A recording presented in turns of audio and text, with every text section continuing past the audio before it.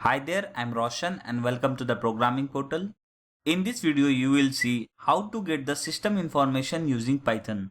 Python provides many ways to get the system information. You can use Python built-in method from the platform module, or you can use psutil module, subprocess module, which is also a cross-platform library and can be executed on Windows, Linux and other operating systems.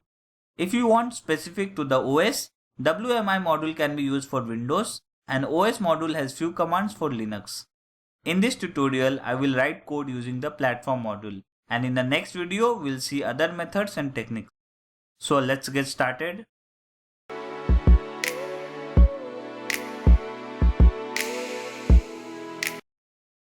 Python has an inbuilt platform module that provides many methods to get the system information. We can retrieve hardware information, operating system details, and many more.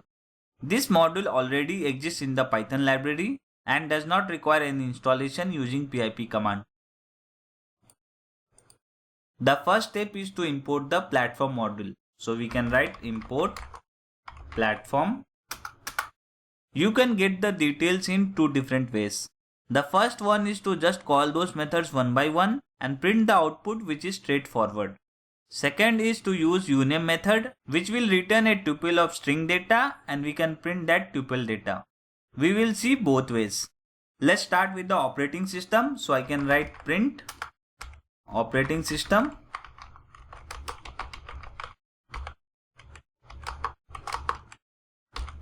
And I can call the platform.system method. So we can write platform.system.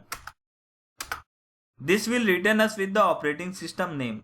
To get the host name, I can call the node method. So I can write print hostname and I can write platform.node method. Similarly, I have called other methods to print version, release and processor details. Now let's see using the uname method. We just need to call the uname method and store the output in some variable. So I can write system data equals to platform.uname method. Uname method will return a tuple of string data. Now you can get the data using the dot operator. So I can write print, let's say hostname,